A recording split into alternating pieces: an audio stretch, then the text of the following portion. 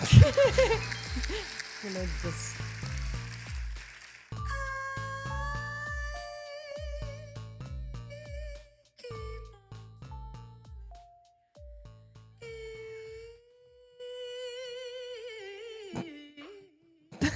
Trying to keep us...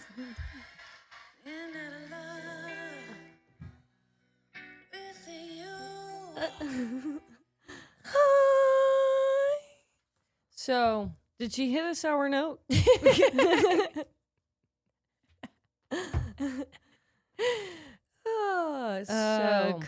I saw that video and I was in shock. We are going to get a lot of hate for this. I know we're going to get a ton of hate for this, but Mo literally said we got to start off on a good note. And it's just the total opposite. And I was like, yeah. I got you. Yeah, so this is a thing. So we have been talking about this since we were probably teenagers, where we're like, Alicia Keys is never on key.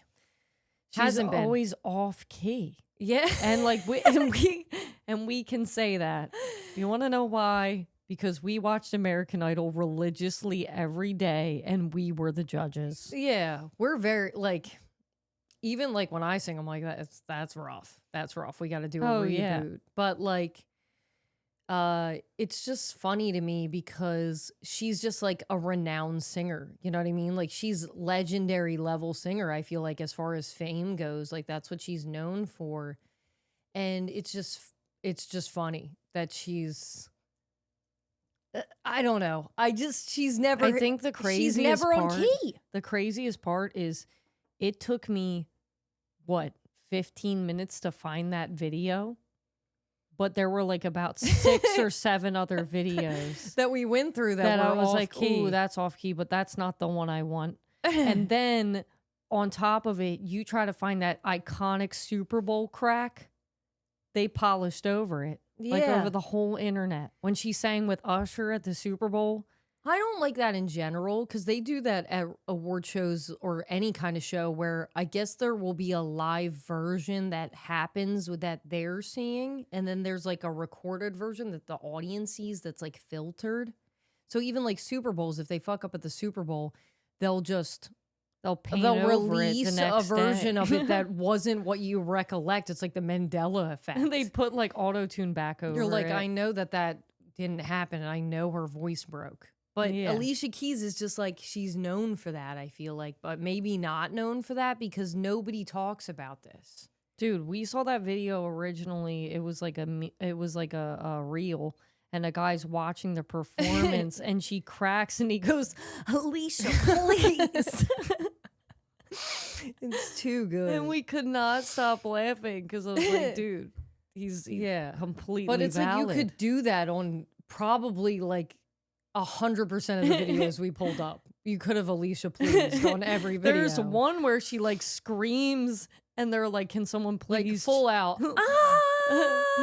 No, like where she screams after. Yeah. I wish I could play it, but honestly, it might be too much for the microphone. Like it might actually go awry. Yeah, we increased the decibels, so it might actually she might break the internet. So we're just probably going to refrain. But the top comment was, can we please check if she's okay?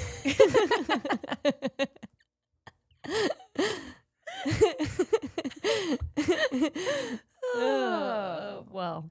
And you know what? Singers make mistakes. I'll never forget the Mariah Carey Christmas special. She'll never forget it. Where she just couldn't. She just couldn't do the entire song, which nobody really can. Dude, she gave up. But it was shocking. it was legendary for the wrong reasons. Yeah. But she gave up for sure. Like she was just like, you know what? But like we've seen Mariah Carey time and again prove that she can sing and she can kill it. But Alicia Keys proves time and time again that she... I don't think I've ever seen her sing on key a single time. And I'm not being dramatic. Watch people just turn off the podcast. It's like you lost listeners at 4:54. Honestly, sometimes like if I'm out at a karaoke night, I'll pick an Alicia Keys song because if I'm a little off key, I'm like, at least I'm staying true brand. to the artist. Yeah. It's something to behold. So what did we do this week? What did we get into? We did hot sculpt Pilates. Oh my God. I can't even walk. It's been one day. Mo's cripple. I'm crippled. I can't walk up steps. I almost quads fainted. Are screaming. I almost fainted just getting up afterwards. Yeah, well, I really thought the heat was going to get to me because I was like, I don't like being hot or uncomfortable in any capacity while I'm working out. It's like even when I get sweaty, I'm like, I don't like this. So I'm like, I don't think I'm going to jive with the heat. And it really didn't bother me that much until we got to like, I don't even know how long it was. It was supposed to be 45 minutes. I feel like it was like 35 or 40. Yeah. When it got to like, I think like 10 minutes before it ended, I did feel a little lightheaded. I was like, I might go down. I don't know what's going to happen. Well, I have like a toxic trait where if I think I'm going to die, like if I'm choking to death or I'm like about to faint or I'm like, I got to get out of the public eye. I can't scare these people. But then the problem with that mentality is you're going to die, actually. Yeah. Like if you have a shot at surviving, you need to be around people when shit goes down. Yeah. I remember as a kid literally turning blue because I was choking on a piece of steak and I don't want to scare my family. So I went in the bathroom to die. It's crazy.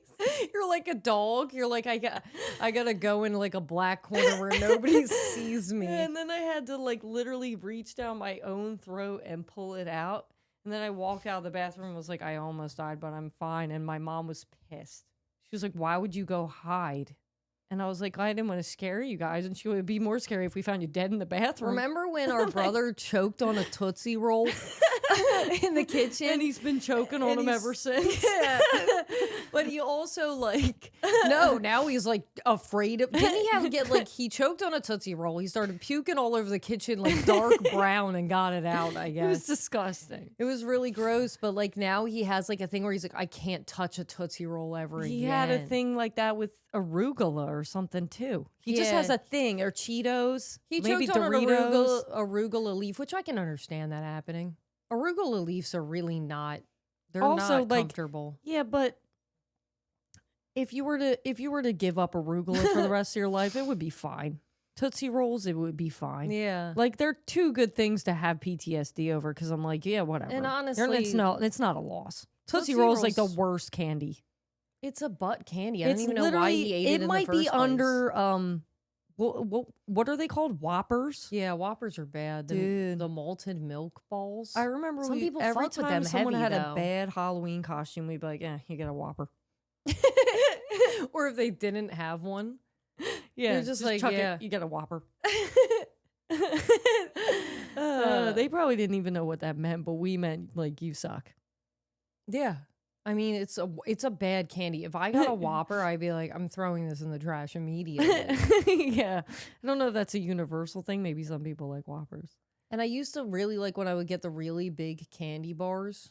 Like you would go Halloween day and then you go to like, I don't know, like a fancy place that gives you like the real big like Hershey bar. And then they give you it with almonds or something. And you're like, you just fucked it. Right? You're like a little kid. Like, this is trash now. You literally, it just negates the entire thing you just did. Yeah. Yeah. So we also watched the Kevin Hart Roast, which mixed reviews. I have mixed feelings on it. Because I'm like, some of it was funny. Like I want the majority of it wasn't. The percentage of funniness was like 30-70 being generous.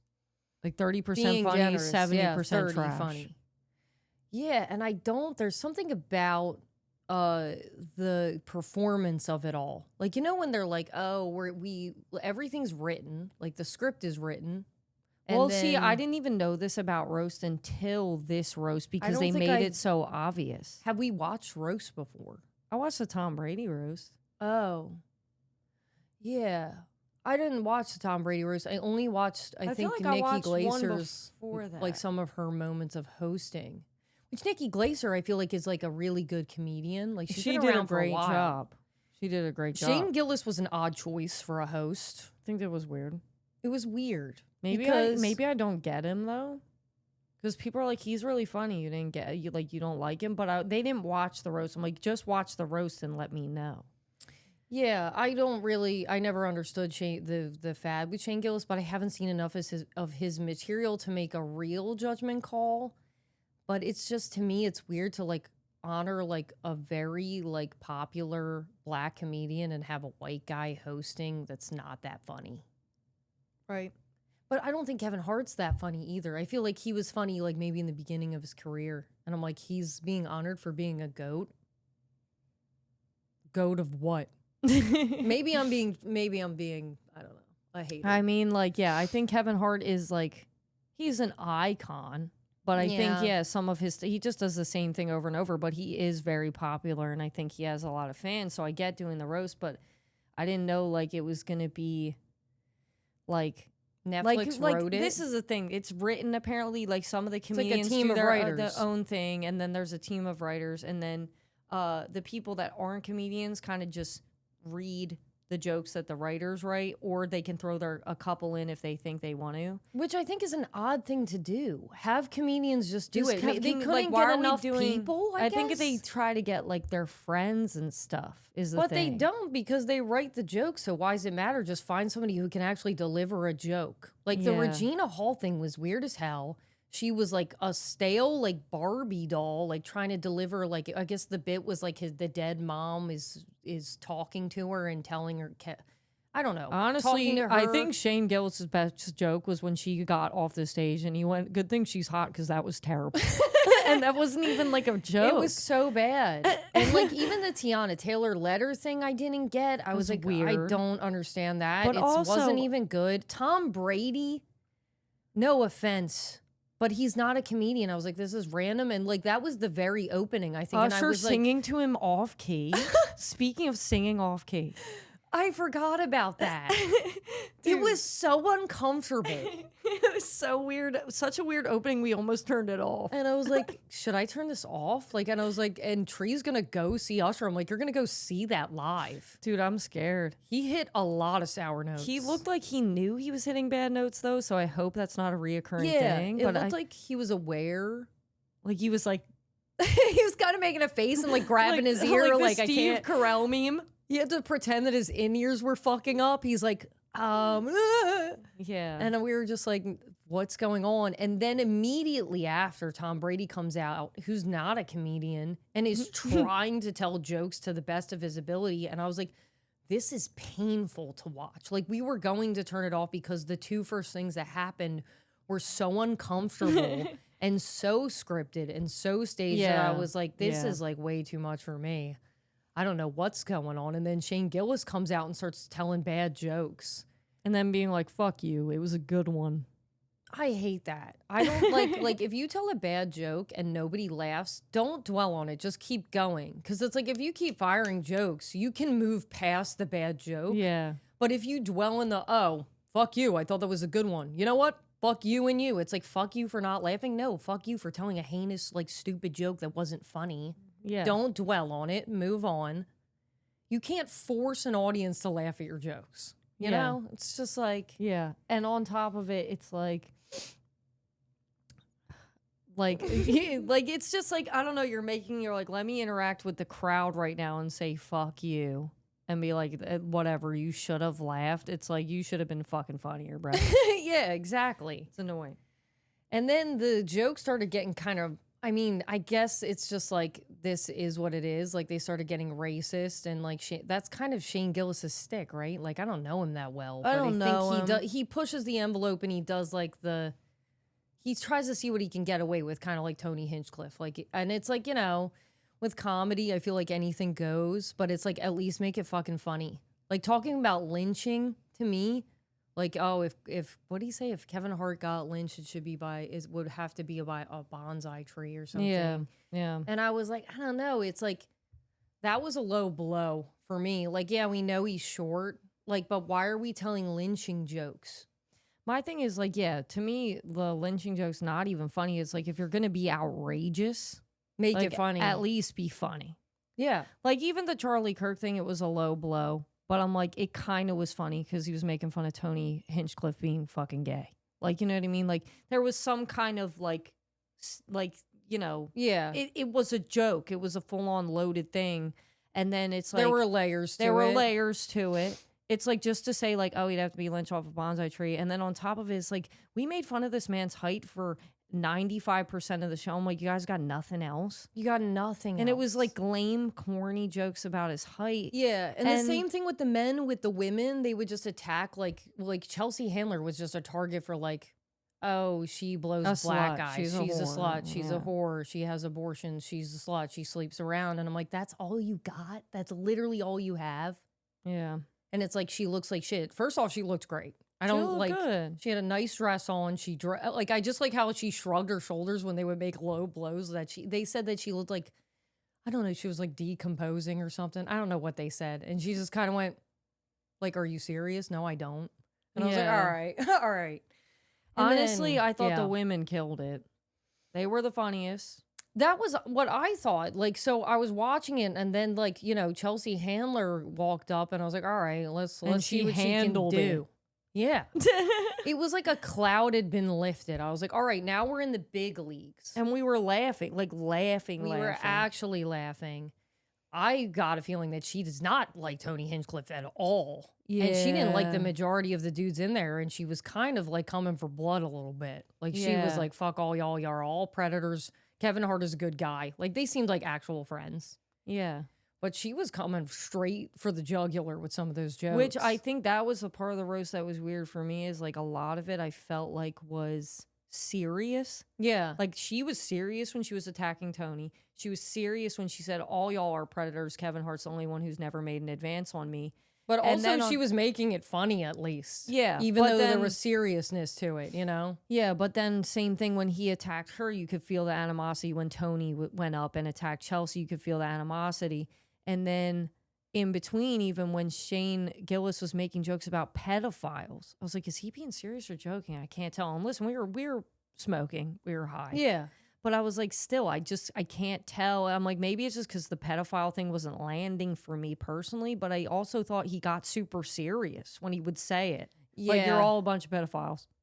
Yeah, a lot of pedophiles in this room, and I just literally went, why would he joke about that? He must be serious. But I was like, is that my high brain being like, he knows? He knows something. He's trying to tell us Even something. when Chelsea was like, all these men are predators, like, it seemed like she was speaking from a personal perspective. That's why it seemed so loaded to me. And then, it just seemed like, it was just like weird. I wish it was funnier. Like there was just people like Cheryl Underwood fucking killed it. She killed it. She was hilarious. The women killed it pretty much besides the actresses. Lizzo did great. Yeah, Lizzo did great. When honestly, she said save some chromosomes to the rest of us, to Shane Gillis, I lost my shit. I did not expect that coming from Lizzo. I was just like that she was having fun. She's laughing during it. They're making the fat jokes. You knew it was coming. Yeah. She knew it was coming. She was cracking up. She was cracking up. What she said, she's part of the LGBTQ. Dude. And she just lost it. And my thing is like, that's how the roast is supposed to feel. Like it's supposed to be digs, but they're supposed to be funny and lighthearted, and it's supposed to make you laugh. And it's like, I felt like a lot of it was weird and dark. And like, I'm like, and Tony Hinchcliffe, when he went for Chelsea, you were like, what the fuck is going on? Like you felt it shift. And then he made the joke about like Kevin Hart was conceived by his father spitting a watermelon seed in his mother's pussy, and then stares at the camera and doubles down on it and goes, I did that.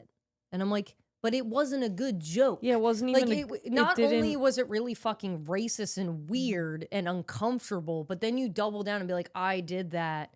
Like it's funny. And I'm like, I guess anything goes when you're a comedian. I think that's true. But don't be surprised if there's repercussions when you tell a racist joke and it's not even fucking funny. Yeah. There's going to be a crowd that's like, that wasn't cool. That was a little bit weird. And it's like, if your whole shtick is I need to be racist and I need to push the envelope and I need to be an edgelord and I need to say crazy shit to get people to laugh, especially racist white supremacist people, if that's your shtick, you're not are that you funny. Actually a good comedian? Yeah. Because I think that the people that could roast Kevin Hart Cheryl Underwood, she was fucking killing it with every single one of them. And you could tell that she writes jokes. Like she was reading from the teleprompter sometimes and she would point out when she was doing it. But when she was telling her jokes, you're like, this woman is like leagues beyond these men. Yeah. Leagues. And it's like, I have a huge appreciation for comedy. And I didn't feel like there were a lot of like top level comedians in that room. So that's when Cat Williams came out. I was like, bro, he's going to fucking demolish. He demolished. But when he came out, he went, look, I believe, what did he say? I don't know if the Illuminati's real, but you got like the junior leagues up in this bitch or something. Yeah, he's like, I don't know if this is all we could scrounge together. Because honestly, that's how I felt. I was like, this is kind of embarrassing. Like, this is the best we could do for Kevin Hart. Yeah. And it feels like they just like got a bunch of people together and were like, let's hope it works. Yeah, and there was like a part where Regina Hall was like, I'm not reading that. I'm not reading that part off the teleprompter. And Kevin Hart's like, no, read it. And he's like cracking up or whatever. And I'm like, it just felt like he wrote that joke. And he was like, yeah, it just like felt like a narcissistic thing. Like, but also, like, that's funny. I wrote that one. Like, don't not read it. Like, that's what it felt like. And I'm like, dude, I don't want to know this about the roast. Like, there was more mystery to it when it's like you just thought they were all riffing and they were roasting somebody. Yeah, so like with that, like, oh, read it. I don't watch roasts. Is this a thing where they always like draw the attention to the teleprompter? Because there was attention drawn to it like way too much. No, and I'm like, that's also giving like little leagues. It's giving like this isn't like professional. This isn't like, because it's supposed to be a performance, whether we like it or not. But yeah, it felt like it was like a bad performance. It's like when you don't practice the play and in the middle of it, you go, I forgot my line. And they like whisper it to you while you look like past the curtain or whatever. Like, I think that they were all there because they just wanted to collect a paycheck. And I think we're becoming more and more aware of the narcissism of celebrities. Yeah. And that all they care about is themselves. So when they don't want to do something or they're like, oh, that joke's not that funny and they wrote that down for me, I'm just not going to say it. Even I'll get paid either way. Maybe it's that, and maybe people didn't do that before. Or maybe, well, certain jokes I think also were like racist. Yeah. So I think some people, because I think Regina Hall was probably like, I don't want to do that joke because it's uncomfortable or it's crossing a line for her. But she's reading from a script. She's not a comedian, so it's not like she has a choice. But she could see it and go, yeah, I'm not reading that. Yeah. And it looks like she was thrown in kind of last minute. So maybe it was like a combination of things. You could tell because no one roasted her. Yeah. I don't know who was supposed to be there. I'm like very confused. I'm like, maybe his wife was supposed to be up there and she didn't want to be and she changed her mind. But that really wouldn't make sense either, I don't think. I wouldn't be up there if I was his wife. But even he's like notoriously cheated on her. Like, you're a target like for that. I didn't know that about him either. Yeah. Well, also, she's fire, bro. They said those jokes were cut out. Like, they tried to put jokes in about him. Like, I guess comedians were like, what about this? Can I say this? And they're like, the cheating is off the table. Like, you can't say anything about that. Yeah, so which I'm like, what's left. Okay, so you take yourself too seriously. Yeah, but also it's like The Rock. I was like in the beginning, I thought, oh my God, I forgot about The Rock. When he first showed up, I was like, oh yeah, it's The Rock and Kevin. Like, you know, it's like the dynamic duo. He's got to make an appearance. I liked him coming out. It was a bit dramatic. I liked the beginning of it. And he was definitely reading from a script. Like, it wasn't he's not a comedian. Yeah. He didn't write this shit. So he's reading it. I'm like, all right, it's fine. Then when they started doing the wife jokes, like that was obviously staged. Yeah. But I didn't like it. Like, I'm like, all right, so you're going to stage this whole fake thing where he's like, don't talk about my wife that way, which is fake. Yeah. Because he knows that's going to happen. Then The Rock is playing into it's this weird fake act. It's this weird song and dance. And I'm like, this is just uncomfortable. I was like, because it's not like a Chris Rock, Will Smith moment where he actually feels like he's disrespecting his wife. It's just a fake performance that we're watching and you can tell it's fake as shit. Yeah. And I'm like, this is just cringe. And then him sitting on his lap or asking him to sit on his lap. He's refusing to sit on his lap. Yeah. And like The Rock's just wearing the appropriate attire where you're like, if he has a boner, I would see it. I'm trying to see if he's catching a boner when he's asking Kevin Hart to sit on his lap. Me and Mo were doing the same thing because he's going like, suck my nipple, sit on my lap. And I was like, I'm like, is he hard?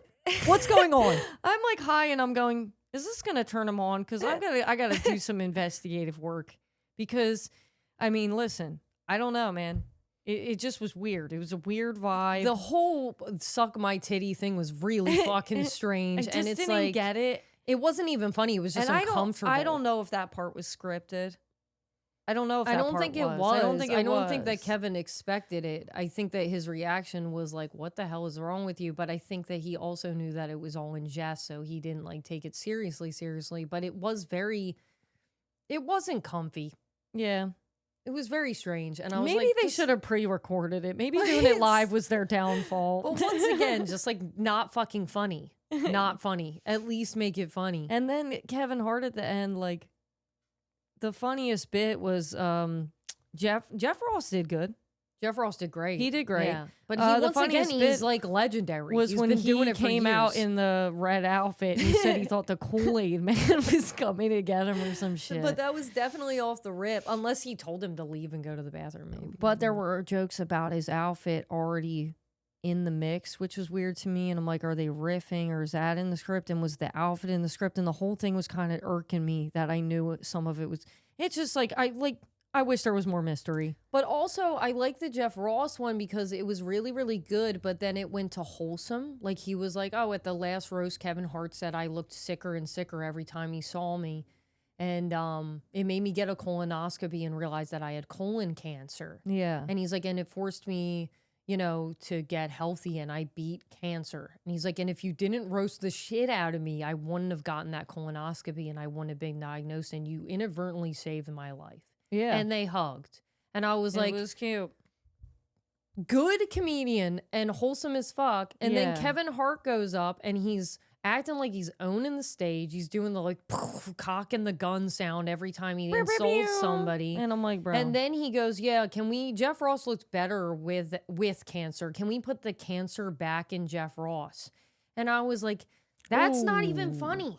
To me, at least, I don't know if I'm just like, maybe I just don't laugh at that kind of stuff. Maybe it's just like a line for me. Yeah. Maybe somebody would laugh at that. I don't think much people are laughing at cancer. I feel like every single one of us just looked at each other and went, yeah. And I was like, but it didn't even get a chuckle. It was just like, and he wasn't even in the room to receive the joke. Yeah. And I was just like, just an odd joke to be would just be pulling. And it's like, whatever. But Kevin Hart like rattled off all the brands that he represents, and then was like, "Yeah, and I can say that because I'm amazing, and y'all are losers because you don't have the same amount of brands." And that was part of his act, as if it was a comedy bit, but it felt like real. It felt real. Like I'm better than all of you because I just named like 50 brands that I represent. But it was almost, to me, so Cat Williams attacked him for being a sellout. Yeah. And was like, he's a sellout. You're telling me the guy that, like, he's like, oh, you think he's homophobic when he represents Fabletics and has 10 dudes around him all at once? This guy's a fairy, bitch, when he did that. Yeah. Kevin went to the stage and was like, oh, yeah, well, I'm not didn't he go up and he was like, oh, Cat Williams is a liar. He's a liar. And so he thinks I'm a sellout. No one would put him in my movies. They don't want to pimp in their movies. Felt to me personal. And then he went on to brag about what he represents and mentioned Fabletics. And I think it was almost like a slow brag at Cat Williams, like, oh, I'm more successful than you. I make more money than you. Yeah. And to me, it lifted the veil. Like, I was just like, I just can see this for what it is. And it's just like a huge narcissistic display of like, I'm richer than everybody. And it's like, I don't know, man. It's just like not the time. I think celebrities just make me uncomfy. And I like Kevin Hart, and that kind of messed with me a little bit. I was like, maybe I don't like Kevin Hart. Maybe I don't fuck with, because he's just like, I'm richer than everybody here. Here are all the brands that represent me.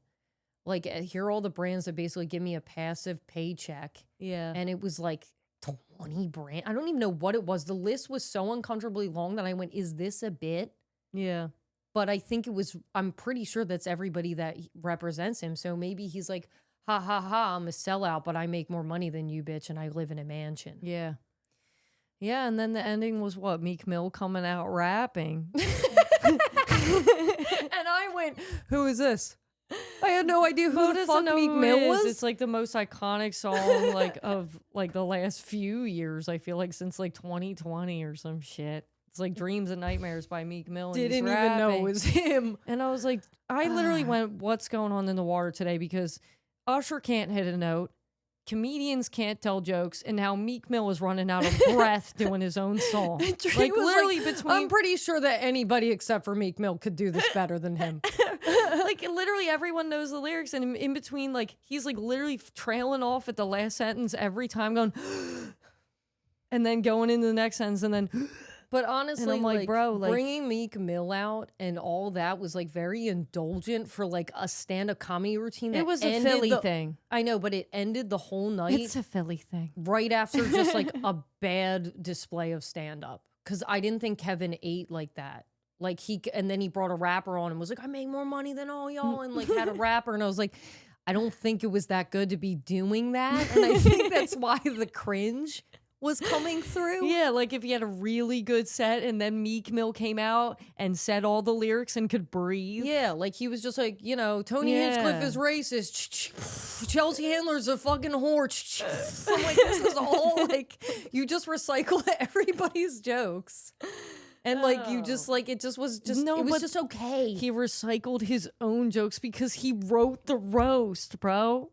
Yeah. All right. Anyway, I digress. It was okay. It was okay. If I had to grade it from an A to a this is what I'll say. F. Cat Williams did great. Cheryl Underwood did great. Chelsea Handler did great. Pete Davidson, I think he did okay. I don't think he did amazing, but for being at an event sober for probably the first time in years and being an awkward and turtle, they were like, they were harping on him. I'm gonna give it to him. I was like, give him a break. The Charlie Kirk joke. Teetering. George Floyd joke I did not like it. I didn't even think it was funny. And then also, who was the other guy with the red streak in his hair? He did okay. I don't know what his name was. Yeah, it's a shame I don't know his name either. He did all right. But like all in all, Jeff Ross did great. All in all. All right. So that's a half. That's a good handful. And Lizzo. She did good. Yeah. So what? Give it like a C+. Yeah, I just wish they didn't talk about the goddamn teleprompter the whole time. Yeah, dude. Whatever. What else do we got to touch on this week? I saw a thing like Ariana Grande just celebrated. Is it 10 years since Dangerous Woman or more? Don't make it 20 years.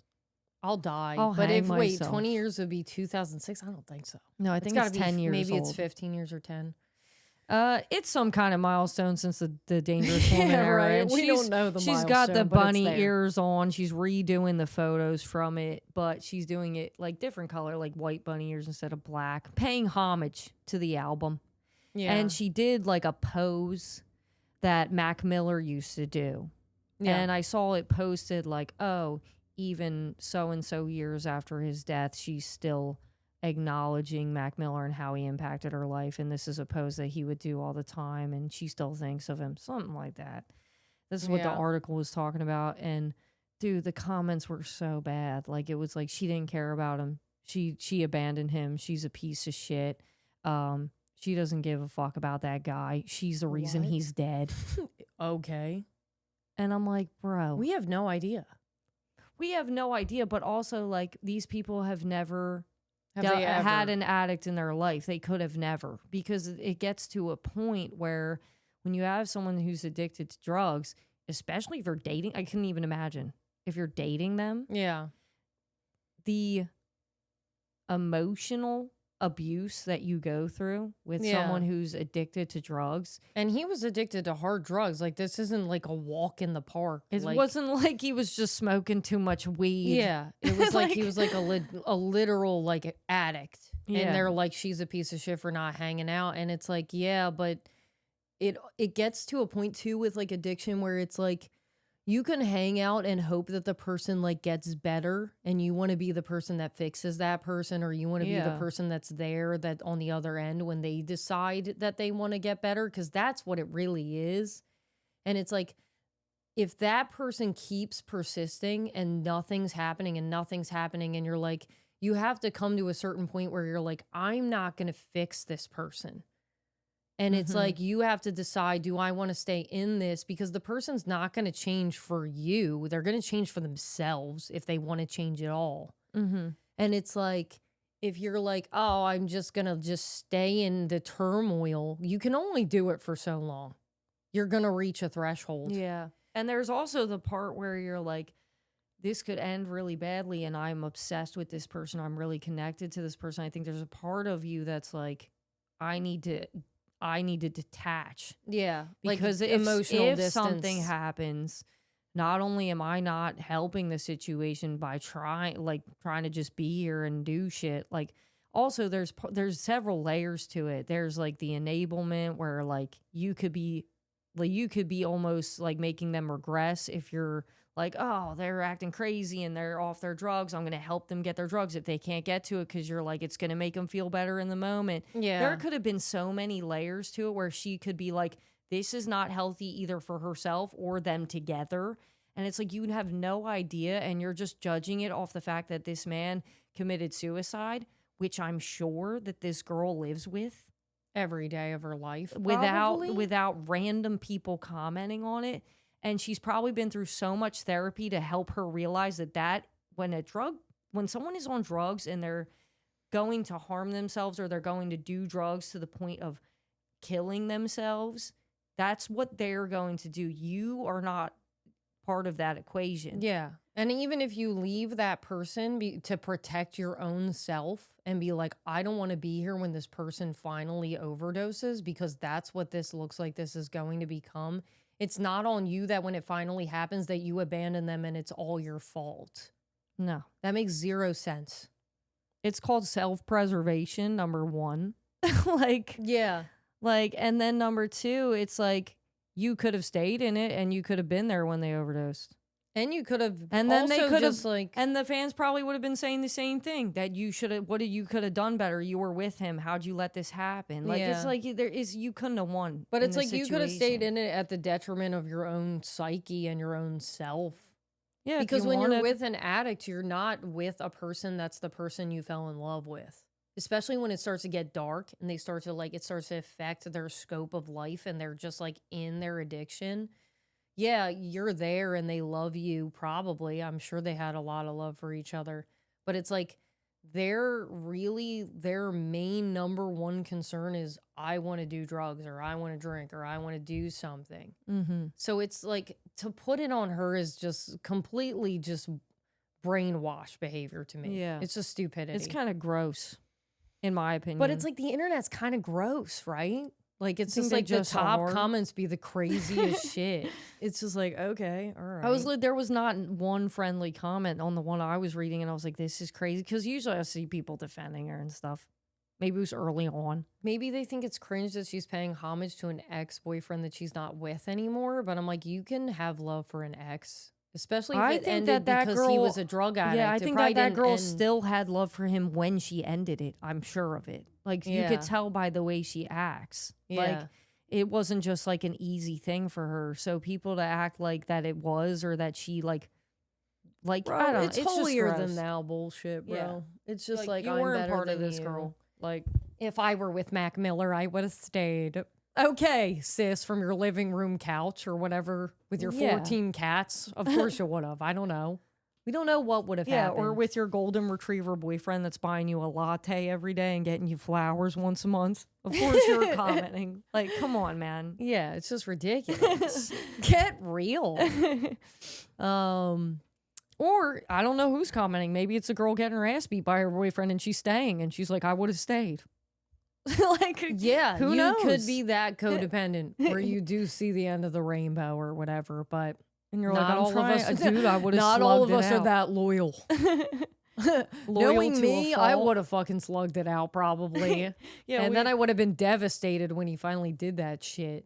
Dude, but I don't think it's on her, like blaming her leaving him for that. And sometimes an overdose is not on purpose. I don't know. Did they say it was definitely a suicide? Or did they just say he overdosed? I think he just overdosed. I don't know if they said it was a suicide. I guess, like, if you've been doing drugs long enough, sometimes it's on purpose. I don't think it always is. I don't think it's that cut and dry. Because didn't Demi almost do it by accident? Yeah. She like quit for a while and then went right back and then like had a heart attack and a stroke in one sitting. That shit was, and then went in a coma or something, and then woke up and couldn't see. Some crazy shit, dude. Celebrities, man. Celebrities can't live with them, can't live without them. Yeah, but it's just like, I don't know. Too soon. Too soon, why? Because Mac Miller, R.I.P. Oh, yeah. R.I.P. to Mac Miller. But that was the podcast. Yep. See you in 2 weeks. Bye.